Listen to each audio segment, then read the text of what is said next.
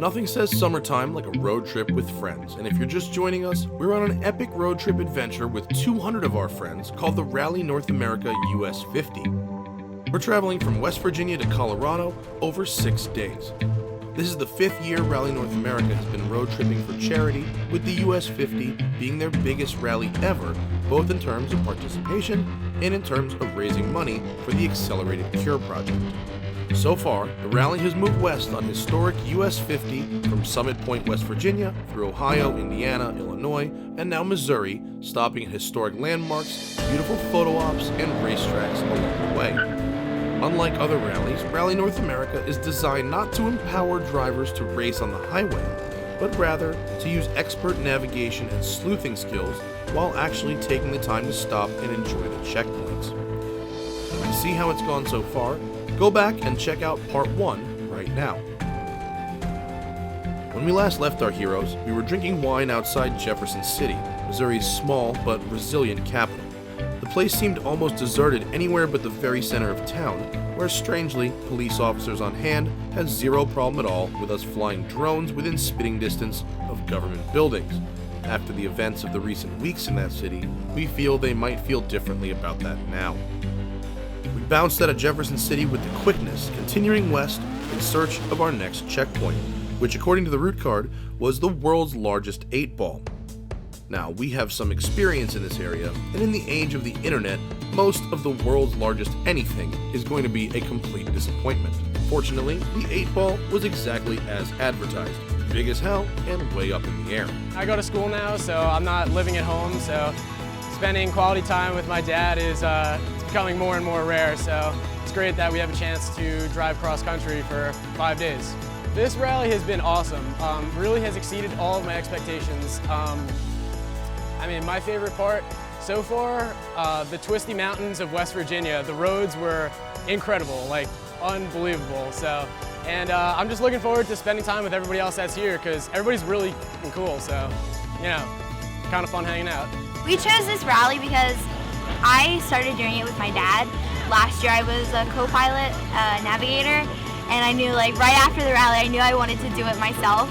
And so we got my car ready and I needed a co-pilot, so I asked my mom, and now it's a big family trip. But I just think it's a really good cause.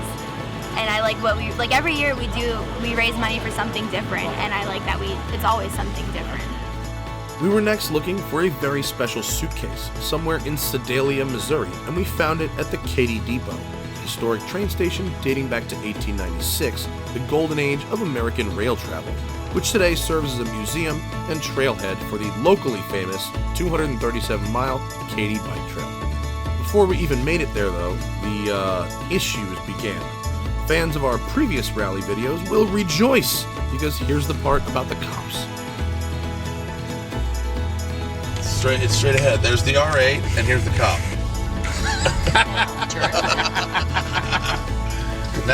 Now the tables have turned. It turns out that our police officer friend over there actually followed us here to ask about the black C7 Corvette Stingray.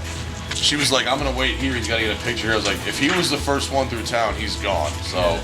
Waiting here is not the best way. She was right behind us. We were speeding. We were like, right. We were fine. She literally followed us to ask about background. Oh, really? Yeah. Okay. And she just gave it away. I was like, maybe you should send out some helicopters or whatever. And she's like, we don't have any of that. I was like, so what's west? And she's like, not me.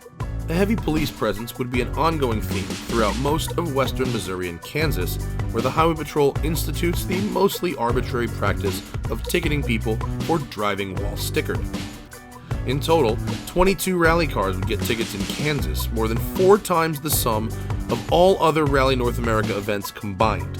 Your dynamic duo in the Jeep managed to escape unscathed, earning 2 full points for stealth mode. The route card had us looking for a train car used to haul cargo out of one of the world's largest deposits of rock salt. Hutchinson, Kansas has such a place, with a supervillain name to match, Stratacar. While those going for a trophy today checked in and dashed, we stuck around for the subterranean tour. This massive salt deposit was first discovered in 1887, but the mine still cranks out rock salt every day with barely a dent made in the hundreds of miles long supply. The mine is so big that miners would disassemble entire cars down to their basic parts, then send those parts down the elevator shaft, rebuild the essentials of the cars underground, then use them as kind of a shanty yet functional transportation around the mine. I'd imagine some level of hooning has to happen down here off hours. There's miniature trains that transport the miners, cargo trains and lifts for the salt as well. It is a construction nerd's paradise down here. The dry, dark climate has another side benefit: storage. This facility holds thousands and thousands of original Hollywood film reels, documents, and secure data backups. These can remain perfectly preserved under the dry, salty conditions. And some films are just too historically significant to let go. Striptease? Well, the person that should do this rally would be the kind of person that wants to see America maybe that they haven't looked at. So typically we're not going to pick out the super big tourist places, but we're going to find things along the way that are maybe a little bit off the beaten path, but have a lot of interest or maybe are kind of cool. And you got to be a car person. So you got to be willing to drive, 470 miles in a day. That can't be an issue for you. You have to be willing to be up for anything and just do what you think is a neat trip for you. Remember all those nice things I said about West Virginia, with the roads being amazing and to go visit as a driving destination? Yeah, I don't mean any of that about Kansas. This place is straight, flat, and as boring to drive a car as you can possibly imagine. And Kansas's citizens are so uptight about the flatness of it, they actually prefer you refer to the state as level, say, unlike the rationale of their cops. They are quite patriotic here, and yes, I know that's pretty much the most obvious thing ever said, but Kansas's memorial game is tight. Here, we've got the first memorial in the US to honor fallen soldiers from Desert Storm, complete with its own tank and Huey. Stopping in Kinsley, Kansas, we were tasked with finding the midpoint of the continental United States, halfway from New York to San Francisco, and indicated, obviously, by this giant sign. There's a bike inside that someone rode here from New York, but I'd like to think the bike itself is the least interesting part of that story, so we moved on. Kansas does seem to have the best throwback Crown Vic livery, though. You don't really know what to expect when arriving somewhere like Dodge City. Everyone knows the name because we've all seen at least one Western, and most of us even went to high school. But what have you heard about Dodge City since like 1890? It was the end of the Western Trail where cowboys would leave their cattle into stockyards to be traded or sold, and then immediately burn that money on gambling and whores, at which point they met legendary lawman Wyatt Earp, better known as Kevin Costner. Now, Dodge City has Sonic. Well, we had to drive across country, so we didn't have time to drive back. TJ has to be back on the East Coast on Sunday. We tried to buy a car on Craigslist that we would have just left in Colorado, maybe sold, but that was 3 days of calling people that didn't respond. So, and the one guy that did respond, the car had bad brakes, and we were like, we probably shouldn't try to fix a major brake issue in 8 hours before driving 36 across the country. Yeah. But we really considered it, actually. It was probably not a good decision, but it's kind of like driving a boat, Yeah. That's a real good way to describe it. Kind of how it feels to ride in it, too. Yeah, understeer's real bad. The suspension's kind of loose. Brakes work. Yeah, the brakes work pretty good. High five to Lady in Green and the Gunslinger. Yes, Dodge City, Kansas. Thank God we're leaving. Anybody up for some McDonald's?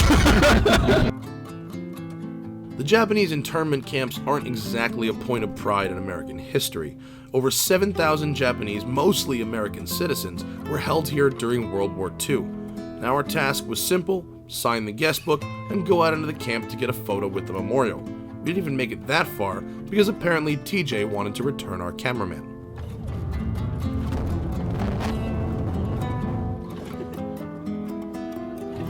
With the ghost of Wyatt Earp watching, we made our way in convoy to our final cultural checkpoint of the rally.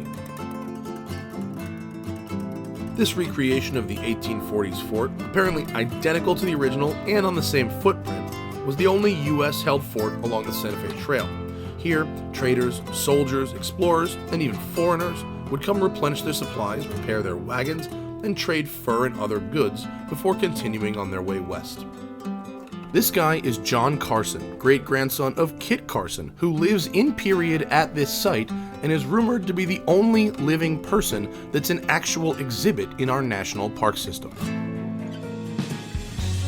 80 miles west, we reach the conclusion of our rally, Pueblo Motorsports Park. This marks the 4th racetrack stop in 5 days, a very respectable number for a rally of any kind. We've been to Summit Point, Gateway Motorsports Park, Edgewater Sports Park, and now here. The difference, at Pueblo, we get to run flat out, full course, thank baby Jesus. Pueblo's 2.2 mile course features 10 turns, around 75 feet of elevation change, and a 3/8 mile front straight that doubles as a drag strip. This is an interesting track. It's certainly quite technical. I chased down this 2015 Subaru WRX. This is fantastic because actually the Jeep really is good at rotating through a corner while trail braking. Plus, it's an SUV, so I can slam curves really as hard as I want to and really not upset at all. It tucks the nose in very nicely when I get off the power mid-corner. I've also got my my cooled seats. My ball chillers are on. Oh, it actually got around that hairpin very nicely. I can feel the lack of power, but I'm gonna outdrive the Subaru. Cut! Best part about the Jeep, the big cuts! Not everyone had such a good day. Although my Jeep remained predictable through the corners, less predictable was this Mitsubishi Evo, which managed to go off track twice in 1 lap. Too bad for him, video is forever. This is an incredible rally put on by a group of people who take no money for their work, who give generously to all sorts of different charities, this year alone raising over $110,000 for the Accelerated Cure Project for multiple sclerosis. At the award ceremony, anecdotes are shared, beers and laughs had, trophies and keepsakes exchanged. Memories are seared in stone, fuel for the next road trip. On Gumball, the rally ends in Vegas and everyone stays and gets drunk for a few days. Standard stuff, really. The morning after the award ceremony in Pueblo, half the cars were gone from the lot. Where to? To keep driving. Pikes Peak was 2 hours away and these people kept driving. Over 40 cars in total, venturing past the rally's end to see more sights, drive more roads, and make more memories. Some teams drove more than double the rally's 2,000-mile length. We did nearly 4,000 in our SRT Jeep during Rally Week. The Road Trip Kings, team rental van, did over 7,000 miles in that Sienna, a full lap of the continental United States, getting to the rally, doing the rally, and getting home. So many of these events are just a traveling circus, an excuse to party in a different city every night. And of course, there's room in the world for that. But Rally North America sees it differently. They see it as a chance to do good, a chance to raise awareness and money, a chance to see your country. But most importantly, these people want any excuse, any chance to go drive. We stop at places where you want to take a picture. So all our folks go home with, if nothing else, with a really kick-ass photo album. And if Rally North America looks like fun, head on over to their site to sign up for their next event.